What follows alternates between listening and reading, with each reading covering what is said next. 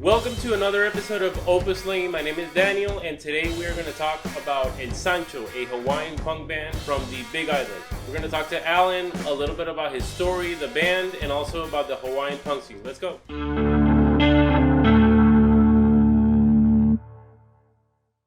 Yeah, I've been playing music my whole life since I was a kid. I'm almost 46 now, and since I was 6, probably playing music. Never seriously. Like my family, my mom was a piano teacher. My dad was in a symphony. I always played in high school bands and stuff, but it was always like guitar and bass and stuff that intrigued me. So when I was maybe 14, I got a bass guitar. And then me and my friends started a band called Your Mother. It was a punk rock band in the Bay Area. And we played, I was in that band for about 10 years. We, toured all over the place, actually played Hawaii. It was one of my first introductions to the Hawaii punk rock scene was performing in Hawaii, which is it was cool. It was very different. And after that band broke up, moved to Oregon, played in some bands up there, came back to California, played in some bands in California, and then moved to Hawaii 7 years ago, I think, and really struggled to find people to play with here, because especially, I'm on the Big Island, and I think 90% of the population of Hawaii is on Oahu, and the other 10% is across the other 3 islands. And the Big Island is bigger than you could take all of the other islands and put them inside of the Big Island, and it's like there's still room. So we're very remote. It's like I live in a town of 5,000 people, and the next town is 30 minutes away. And so even like finding somebody who lives in Kona to play music with, it's hard to then you got to drive all the way down there, and the roads are sketchy at night, and so it's like it's hard to find people to commit to that are nearby. So I did eventually found this guy Nate, struck up a friendship with him. He played bass. I played bass too, but I was like, well, I'll play guitar. So I kind of learned how to play guitar, and then we were just kind of goofing around with a few other people here and there. And then we got an actual drummer Tony, who had never played drums before, but he had a drum set, so that was good enough for us. And then we started kind of writing songs, and that was 2018. So, and then we've been doing this since then. So nice. And we're talking about El Sancho, right? El Sancho, yeah. How did that name come about? A few different ways.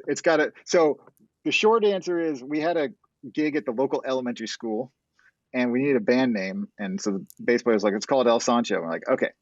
Weren't even thinking like that's the name forever. It's just a funny name to play at a elementary school. He's from Oregon originally, in a town called Bend. Has a really good taqueria there called El Sancho, and so that was kind of like a tribute to that. And then Sancho is just in Spanish, it's just kind of like, the guy who steals your girlfriend or whatever. So, exactly. Yeah. I thought that you guys didn't know that, so I was going to bring that up. Yeah. Yeah. So there's kind of the joke, and just kind of silly, dumb name, but it's funny. No, it's just, I'm curious because, it is a Spanish name for a Hawaiian punk band. So exactly. It's just cool, We did have a guy from South America in the band for a while, but he hurt his hand and now he can't play guitar. So now we're really from where? He was originally from Venezuela. Oh, okay. And then he moved to Houston, and then he moved to Mexico City. I think back to Texas. Eventually ended up in Hawaii. Like, we all, everybody. Most people here are not from here. Most people took some crazy route to arrive here. Yeah, it sounds like my story for sure. Yeah, that's another podcast for another time. Okay. Yeah. So I just wanted to to talk a little bit about the scene here in Hawaii. Mostly the punk, but since rock in general is not like the main genre to follow here. Yeah. If you know more than that, that's cool. But we're gonna dive into the punk scene. Yeah. So, I mean, what do you know about the punk scene here? Like, how did it get started? Like, Well, I think there's been a punk scene in Hawaii as long as there's been punk rock. Even though we're isolated out here, like because of the military, there's always so many transplants coming from the yeah, mainland here. mhm, In the 60s, 70s, 80s, and they bring their musical tastes, and they bring, so some kid, from Detroit who saw the MC5 or whatever, like just as they might have gotten to California, you know, and heard about this crazy band in Detroit, those kids also got to Hawaii because their dad got transferred there or whatever. So yeah, I think there's always been a punk scene. In the early 80s, there's a guy, if you want to do an interview about the early scene, there's this guy who was all through it, and he's very active on Facebook and stuff. His name's Dave Carr.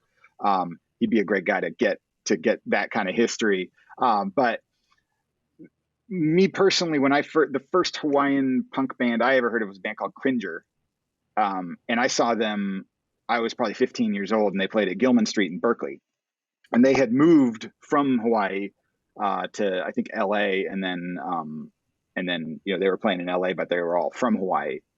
yeah, And there's a lot of bands that start in Hawaii and then realize, like, if you want to do more with your band, you can't be in Hawaii because even going to another island is crazy. Like, you got to fly. So if you got a yeah, four-piece band and you want to fly to Maui for a show, it's going to cost you $800. yeah, So it's kind of unrealistic to like grow your band here. So a lot of bands so Cringer moved to California. They turned into another band called J Church, who put out hundreds of records over the years. They're a great band. It's a band called Poi Dog Pondering, who weren't really super punk. They're almost more like folk, but hmm, but definitely a punk attitude. And they ended up on a major label. Chokebore was a band. I think that in the late '80s, they moved to mainland. I think they're still active. Um, and then, but there were a ton of bands, like just bands that would be around for just a little while, record a demo tape, break up, and then the members start another band and record a demo hmm, tape and break up. And so there's actually that guy David Carr has he kind of has all this archive of all this stuff. So it's cool to go through his old stuff and look at it. nice. Um, I'll check him out. yeah, Hopefully, he wants to talk about it. when I discovered, so Cringer was the first band from Y I saw, and the second band was in the 1990s. Was, I don't know, probably 5 years later, is a band called Grapefruit. Actually, I have their first seven right here. So they made some Oh man, records. I classic. bought this from them in 1995. They came and did a tour of California, and they brought this guy with them named Jason Miller, who kind of set up the tour and kind of was helping him out. And so that was like 1995, and then that's right when punk was starting to get pretty popular. Like, that's Green Day and Blink 182 Yeah, were yeah. starting to be. So it was like punk was a popular thing, and so he started a record label called Hawaiian Express, and it was like he was a promoter, record label, and he put out like at least 100 CDs and tapes and records from Hawaiian bands. Wow. Over, I'd say, 95 to 2010 probably. He slowed down towards the end, but I mean, every band that wanted to do something, he would do it with them, and so he just put out tons of stuff, and a lot of it was really short run. He actually bought it CD duplicators, so he could make 100 without it being expensive, or make 50. Um, Yeah. so he brought bands out on tour to California, and they'd tour around, and he'd bring a lot of bands to Hawaii. So and he brought my old band, Your Mother. He brought us out there once, and so that was really cool. It's like we played a show, and most people didn't know who we were, but it didn't matter because it was a band they hadn't seen. So it was just like everybody shows up and it's excited because there's this band, and they haven't seen them before, and like they booked 2 nights in a row at the same club, and second night more people will show up because Yeah. they heard about the first night. So it was pretty Yeah. cool. It was a really fun experience, and it's like, we were there for a week and a half and played 2 shows, so it's basically a vacation. Yeah. uh, That's funny because I grew up in a city too that, rock wasn't like the main thing. Is, yeah, like a tropical city in the north coast of Colombia. yeah, And I mean, rock and even punk, like we were like the only punk band back uh, then, like at the end of the 90s. And I think that there's a benefit to that. There's a yeah, benefit to only being like the only band or not having any bands at all, yeah. because they will go and see you.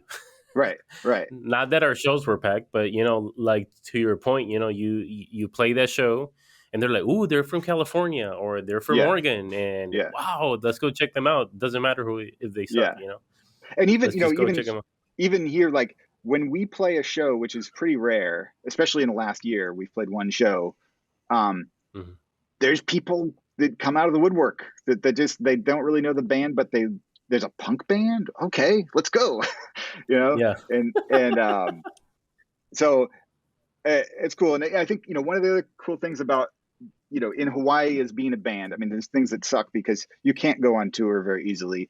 You yeah, There's not that many places to play. There's not that many opportunities, but there's also not that many active bands. So when a band comes on tour, you can go open for them. Like we opened for DOA. It was like oh that was man. our first really, our first show we really ever played that wasn't like at a friend's house or by something. by default, just because it's like, well, here's the only punk band, Yeah, let's it was have like them open up. the promoter's like, "Hey, I heard you guys are a punk band, and we got DOA coming. Can you open?" And then like 2 months later, uh, DI from California came, and it was the same thing, different promoter, but he's like, "Yeah, I guess play because." you know Wow. um and there's right now there's one other active punk band on our island, the band called KOA, and Hmm. they're so far away from us. They're down in Ocean View, which is really far away. It's like it probably takes an hour and a half to get there, and they're Oh man. and so we don't we're friends, like we talk on the internet, but we don't actually see each other See very each other. often. Yeah. Yeah. And then yeah, Wow. but like on Oahu, but most of the touring bands don't come to Maui, uh, or Big Island or Kauai. They pretty much go to Oahu, Yeah, and and so that's like and that's just like it's like a logistical thing when yeah, yeah, from New Zealand or Japan and all that, right? yeah, yeah. And sometimes it's just Yeah. simple, like the end of the tour. Okay, your Let's just tour ends stop in there. Yeah. California, and guess what? Let's go to Hawaii on vacation, right? So Yeah, and they'll play a just be show. like, yeah. And so a lot of times, like they bring their whole family, they bring their kids. Yeah. Like we saw Descendants 2 years ago. Flew so we've had to, we flew to Oahu just to go see the Descendants. Yeah. It was great, and so a couple of this band Misdemeanor opened up for them, and the guy was just like, "Oh my god, this is incredible! This is like, he's A lived on the dream come island true. pretty Yeah. much his whole life, and he's like, this is like my favorite band ever, and I get to open for him." And then this other band, Super Fucked, and they were just as excited. Uh, Yeah. and and so when it does happen, people, and the crowd's packed. Like when we played with DOA, it was really funny. Like, they play anywhere they play. They have a big following. They've been around for 40 years. Like people know their Hmm. music and know the songs. And so there were about 200 people at the show here. And everyone's screaming, yelling, kind of singing along. And they get to their encore and they haven't played like the big hits yet at all. Like they've played, Oh wow. and they're like, all right, what do you guys want to hear? And everyone's like, he's expecting them to shout out the song names that they haven't played, and there's like, I don't know, just some song. Whatever. Yeah. Yeah, and then they start back in and they just circle pit and people going crazy, and so the Yeah. band, they loved it. They're like, oh my god, I can't believe they come to Oahu many times, but they're like, we've never gone to the other islands. They're like, this is so much funner. Yeah, I noticed that. I noticed that because I track the bands that come here, and I moved here. That was a big factor for me. It's like man, I'm gonna miss out on all these Yeah. concerts, Yeah. and um, but then I noticed that a lot of the bands that were coming back from from Australia or Yeah. from New Zealand or from Japan, they will stop here. I Yeah. assume okay, they can make some money, have fun, Yeah. enjoy like a different scene because it is different. Like Yeah. Yeah. I think that it's a unique spot to be in if you have a band here. I mean, the downfalls of not touring and maybe not having like the following that you want and all that stuff, and maybe not having the opportunity to like play many shows. I think that it could balance out with opening up for these big bands and just having an opportunity to know them Yeah. And plus you're and in Hawaii. connect. And Yeah, plus you're in Hawaii. you're in Hawaii. Yeah, I was listening to this podcast maybe a couple years ago. This guy Jonah Ray, who he's the host of Mystery Science Theater, the new host of Mystery Science Theater, and he did another podcast. He did a podcast called The Nerdist, um, Hmm. and he's originally from Hawaii, and I actually met him.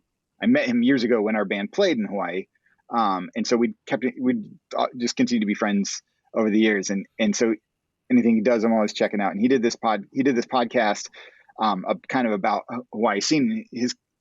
The interview was like, well, why don't these bands like care that they don't get to do anything? He's like, well, yeah, because they're in Hawaii and like they get to go to the beach if they want to. Like Yeah. they don't, if you're a band in like Cleveland or something, and you're like trying to make it, try to Yeah. get out and see the world. You're like, I don't know. It's pretty nice You have to here, play. right? Yeah. Yeah. Yeah, that's true. So let's dive a little bit into like the active band study. I mean, you did mention a couple. I think Yeah. that I was trying to to learn a little bit more about you guys, and I heard a podcast that you guys did with Big Island Music, is Yeah. it? Yeah. And you mentioned a punk band that it really caught my attention, but I want you to to talk about them a little bit. So Which I one think was they're it? from Oahu. Hold on, it was Square Shapes. Oh, Square Shapes. Yeah. So Yeah, Square Square Shapes is Shapes. from Kauai again, which is Hawaii, like man, even smaller. I don't know of any other bands from Kauai, and um, I've only known of one other band from Kauai, which were these guys I met in Berkeley in the 90s, who were like, they came out on tour and then just kind of stayed. Um, and then their roadie, I think they all eventually went back, but their roadie was this guy, Luther, who is now in this band called Square Shapes.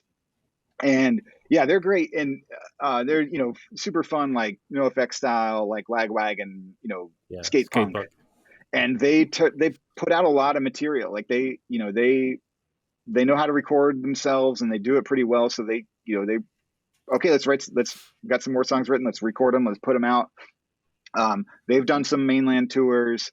They've got a couple EPs and a couple LPs, and the People of Punk Rock Records, which is based out of Canada, and it's put out stuff by like 10-Foot Pole, and I forget who else, but they're they put a pretty respectable label. They're on that label now. Mhm. They're a really fun band. I've never seen them because but Yeah, so Hawaii. we were talking about bringing them out here to do a show, and then everything kind of shut down, so it Yeah, hasn't happened. We had a well, lot of plans before that happened. yeah. Speaking of shows, I know that there's two venues here that are like the ones that do most of the shows. But who are like what are these venues? The promoters, like who are they? Is it only one person? Is it a team of people? So Or there's kind of like the big ones and little ones. So trying to think of the big. So there's like the big venue is called or like the big club venue is called the Republic. yeah, the Um, Republic. and I'm trying to remember the name of the promoter who usually does those shows. I can't remember, but that's I'll look it up. they're not doing little shows. They're only doing like like the Descendants or Suicidal Yeah. Tendencies, like bands of that level. Hmm. Um, and then there's a lot of little promoters. So there's one called Blacklisted Productions, um, that they were right before the pandemic hit. They were, I mean, they kind of like they've been doing a bunch of for about a year. They've been doing um, Oahu shows, and mostly kind of most more hardcore bands. They brought over DRI, um, Hmm. and they brought over DI, and then they had a big list of bands that they were like scheduling for 2020. Yeah, Thrice. I think there was one. Well, not them, but there were a bunch of bands that canceled, like right Yeah, in yeah. March. Lagwagon was supposed to play. Yeah, There was another show that I was going to come over for. I forget what it was, but that yeah, there was was it a there. Thrice? It wasn't Thrice. It was something else. I'm trying to think of who it was. But there's a lot of little promoters, and they're kind of like either one guy like Jason Miller used to do a ton of stuff. Like he would promote a ton of stuff, but he's he I think life catches up with you after a while. Like he's got 4 kids, and Yeah. it's like you can't do that. So he does it occasionally. Like he has one big festival he puts on every year that's called the Sailor Jerry Festival. So that's kind of like Okay. the one thing. Like so he brought over TSOL for that a couple of years ago. And he's brought over he'll usually bring over 1 or 2 big bands for that, and then have a bunch of local bands. And I think the dust is going to settle when things reopen, and I have no idea what the venues are going to be like, because a lot of them have shut down. I think Anna Bananas, which has been around since the 80s, I think has shut down. Oh man. There was another called the Irish. There's like 2 or 3 Irish pubs that were all owned by the same guy. Yeah, Anna Irish O'Brien's. Rose, yeah, Anne O'Brien's, Irish Rose, and one other one I think. And he shut all those down. Oh man, Um, that's unfortunate. yeah, So I mean, the promoter is called BAMP Vamp. Project. Yeah, yeah, yeah. And they BAMP. do. I mean, they do comedians, they do jazz, they do all sorts of Yeah, stuff. like But house and dance and all that stuff. yeah, they do. Like they do stuff at like the Blue Note, the one in Waikiki. Yeah, They do. They're very. I don't want to say the other ones aren't legit. I just mean, they're very legit in that they're like a company rather than yeah, just yeah. music They're more fans. aligned. Yeah, they're more aligned with like the mainland promoter style. Like Yeah, they just schedule the tours along with the other promoters. It's like, yeah, hey, San Diego, I'm gonna go to Hawaii. Okay, yeah, I'm the guy. yeah, yeah, yeah. And Yeah. there was another promoter who popped up in 2019 called High Tide Nation, who Hmm. started. He brought over the Dead Kennedys. He brought over a lot of comedians. He brought over Pauly Shore. What's that guy? He's an internet guy. He's like red hair, really. I forget the guy's name. He brought over a bunch of comedians. Brought over Dead Kennedys and a bunch of other bands. So he was going full bore, but he is, and he was bringing them all to the outer islands, which is really cool. So he brought the Yeah. Dead Kennedys to Kauai, which is there hadn't been a Oh band wow, played there in forever, that's and awesome. he brought DOA to the Big Island, and that was the first. It was actually the first touring punk band to come to the Big Island in 10 years. Like Oh wow, like literally, just no one had come since then, that's and crazy.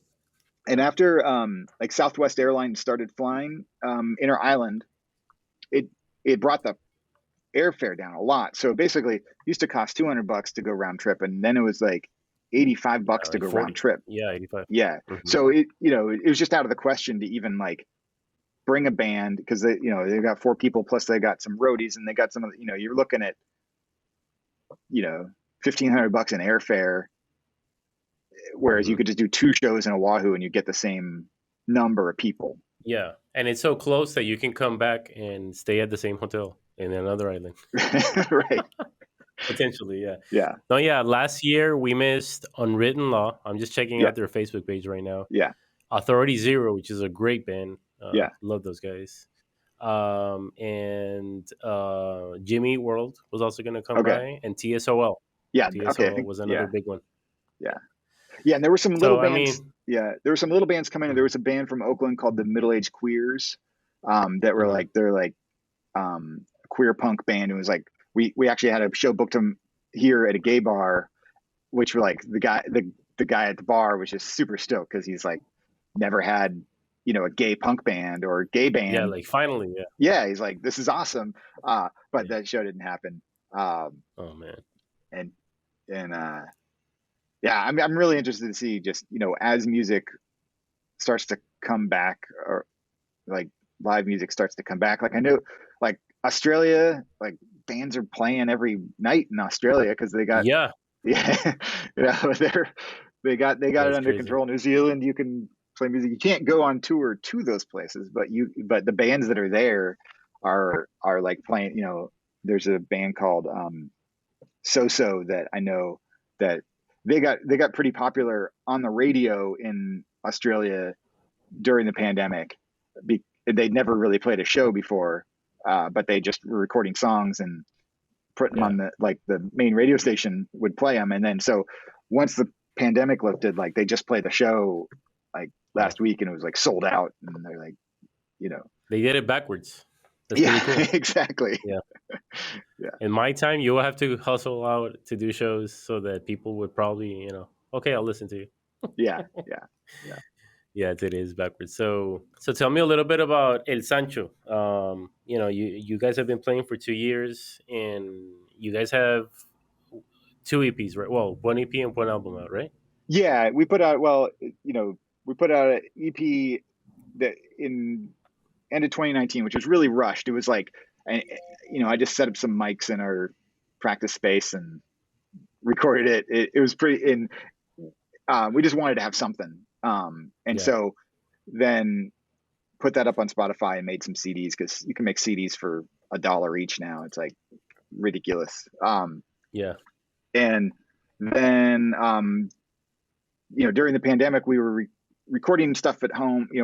We had other stuff. We started recording some stuff like in like February, and then it all all of a sudden we're like not allowed to go to each other's houses and stuff like that. So um, I took all the recordings and then started fixed up the guitars and put the vocals on and then started releasing those on Spotify, just to like have something out there. So I think we did like six songs on Spotify during that period. A few of them we took down after because we redid them on the new album, so I took them down before the album came out. And okay, then over this, yeah, like maybe October, November, we recorded the whole album. We were going to go into a studio, but it's still just kind of like sketchy with the whole coronavirus thing. So we're just like, we'll just do it at home. yeah, So did it here at my house, and I don't really know what I'm doing, but it's fun because it's like a learning experience. I always liked yeah, recording, but I've I've I've always been in when I've been in bands and recorded, I'm kind of like, okay, come in and do my part and cool, hang out while the yeah, guy's mixing, but not really pay attention to it. So it was fun to kind of have to just force myself to learn how to do it. Um, it probably would have sounded better if somebody else did it, but I like that it's our thing we did ourselves. So yeah. DIY. yeah, I think it sounds great, honestly. nice. And we're Uh, talking about our part in the darkness, right? Our Part in the Darkness. Yeah. Yeah. Yeah. So, yeah, it was 8 songs, and about 18 minutes long. So some people might call that an EP, but I'll call it an album. It is an album, actually. Technically, after 7 songs, it's an album. Okay. Yeah. That's the limit. Sweet. Yes. Uh, So and tell me about this anti-fascist pro fun. yeah, I mean, look, during the Trump, our band kind of existed purely during the Trump era, and so that's kind of what our songs end up being about. It's like, Yeah. um, so, and just watching the creep of fascism and Trumpism and racism into our society, and it's scary. And yeah, so Yeah. that's what's on our Yeah. You mind. got to So talk that's about what it. that's what comes out the whole. Yeah. And Thank you so for inspiring us. yeah, so like the artwork of it. I got that over here too. Yeah. So this is the artwork. So I actually had a guy who he's somewhere in South America too. Now that I think about it, he is. he might be in Venezuela. Um, this guy Mara Salmaso, who did the art for it. So he hand drew it. I basically gave him a concept, and I gave him I gave him like my idea where I was like, I want this guy. This is the My Pillow CEO, Mike Lindell. Wow, I Um, just noticed that, yeah. man. I saw the cover, but I just noticed that, So I man. wanted that guy, and then there was a like during Trump's presidential campaign, there was this photo of him at a rally where there was like this just adoring crowd with this lady holding up a baby, and she's just like, ah. So I had Yeah, that, had him put that lady and the baby in there, and then there was right at the beginning of the mask protest, there was like it, in Ohio, there was this picture of this mask protest where people are like banging on the county courthouse wall to like or windows to like let us in, let us in. It yeah, was just this really creepy picture, and so I'm like, yeah, use those two people. I don't, and basically a bunch of zombies attacking us. So I gave yeah. that to him, and then the next day was January 6th when the whole Oh, riot wow. in the Capitol happened. So then it was like, oh, so he came back and he actually got that, like, maybe you can see in the QAnon shaman guy with had the like the horns. So he kind of went with that kind of bunch of guys in Trump hats. So actually I had him change the Trump hats because I didn't want Trump on my cover, so it just says Yeah, brains. yeah. But yeah, because the there's a song on there called "How to Kill a Zombie," which Tony wrote, and it's not a political song. It's just a funny song about killing zombies. Yeah, Um, but I wanted to tie the the message of some of these songs together with that. So yeah. that's It's fine. So awesome. I love the artwork. Yeah. I was happy how that come out. We're gonna do a picture disc on a 7-inch picture disc Mhm. of 3 songs from this. So we're doing he's going to actually do a modified version of this, and then the back of it is going to have he's going to do a drawing of the band as zombies. Mhm. Um, so be fun, but That's a yeah, shirt. That's a shirt right there. yeah, exactly, yeah, You have a yeah. customer here already. Awesome. Yeah, so I mean, you also touched briefly on the local support. Local meaning like people listening to punk and all that stuff. I mean, I know it's hard because everywhere I go, it's the Hawaiian music or tropical or the urban stuff that Yeah. it's taking over the world right now. So how is it with punk and rock like through your eyes? How does that look Well, I like? think me. So we're all Tony and Nate and I are all pretty old. Like we're all in our 40s. Tony's going to be 50 next year. We don't. I think the punk rock scene is often kind of like a younger scene, and but now it's kind of like an old fart scene. Like the people who come to our shows are people that liked punk rock when they were teenagers and were Yeah. into it when they were younger. Um, like my daughter's in middle school, and actually some of her friends are kind of they're into like there's some punk they're into. They're like into Fiddler, who that they're actually from Hawaii too originally. I don't know if you're familiar with Really? them, but they yeah they're two. I think two of the members of that band are from Hawaii, and then they moved to L.A. and started the band.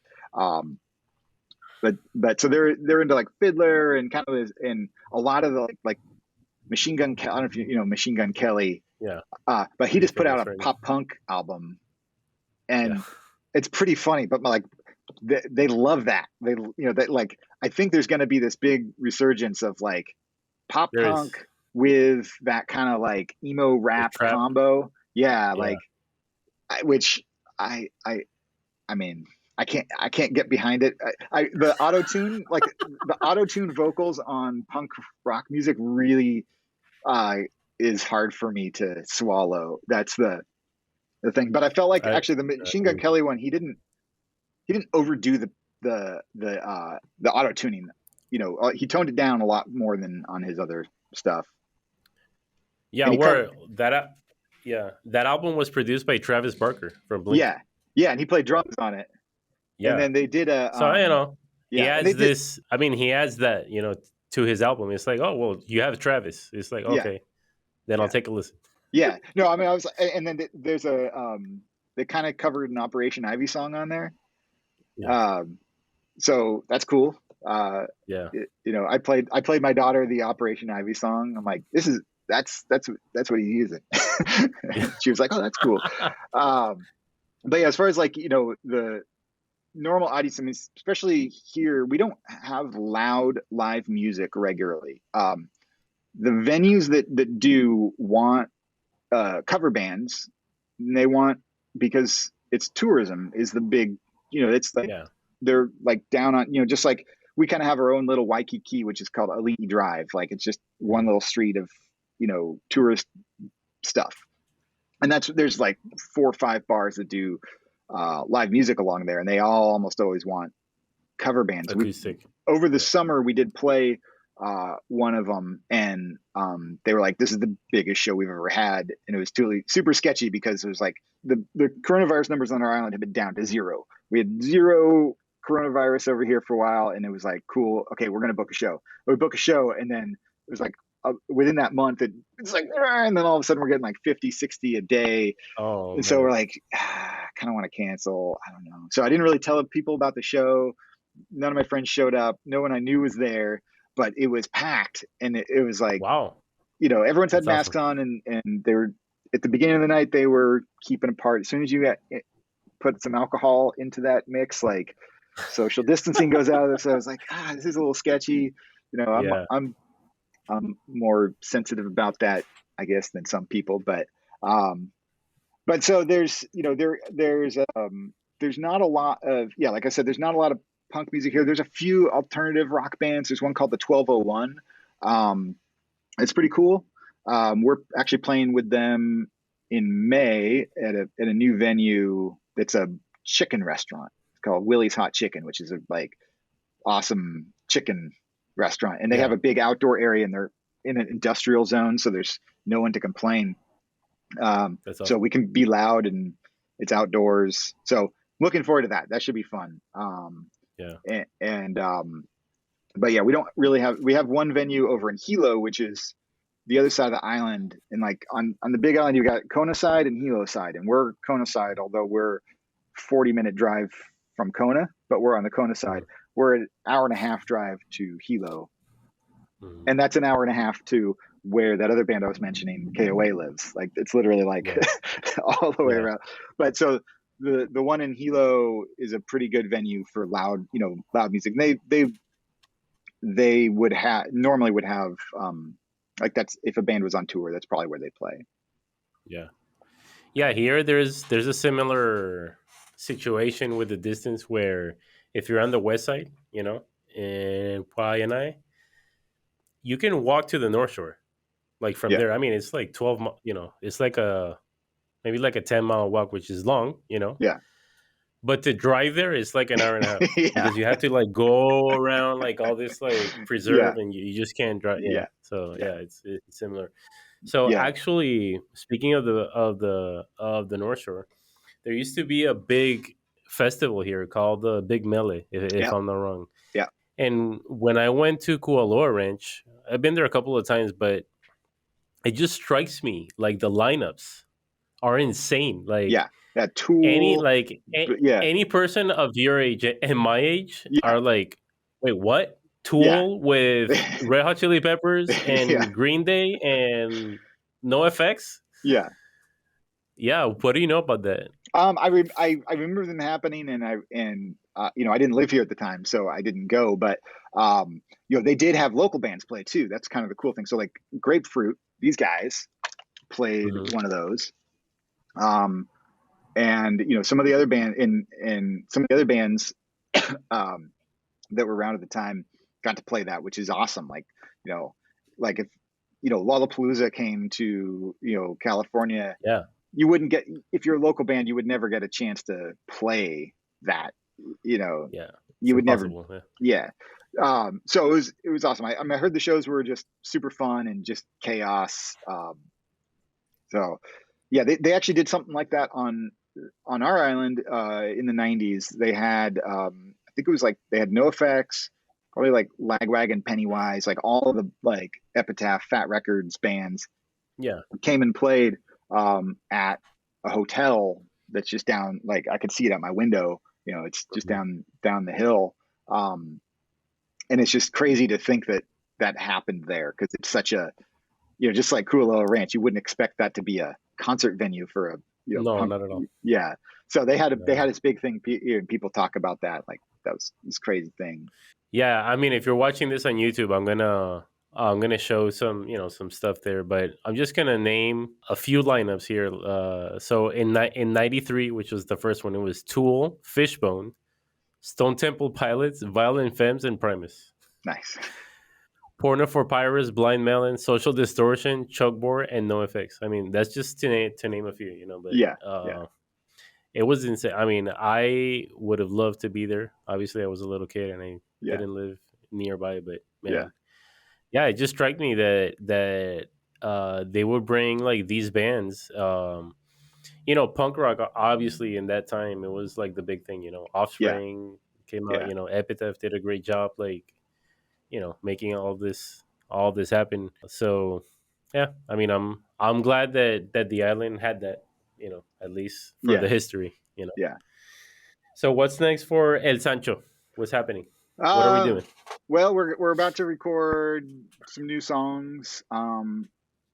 So I think we're gonna record 4 or 5 new songs, and we have uh, a split EP that we're planning with. I'm hoping it'll happen with Square Shapes. So originally we were just gonna do a split EP with Square Shapes, the band from Kauai, and then we were like, you know Mhm. what, we should do something more like we should do an all island thing. Yeah. So like let's get a band from Maui, and Maui, again, it's like there's not much in Maui. There's a band called the Minorities who they put out a really good album last year, but kind of just slipped under the radar and never heard of it again. But they're still active. And there's a band called Order of the White Rose from Maui that's really cool. I saw them in Maui with Suicidal Tendencies, which was crazy. Wow. Uh, uh, but so we're gonna do. I think our plan is like, and then we haven't figured out which Oahu band. I think probably Superfucked, but not sure. We'll figure out what the fourth band is. It's easy to Yeah. figure out the first three because there's not a lot of bands in the islands. But so that split EP, and then I think put that out on vinyl. Like to do something on vinyl. We're doing this kind of short run of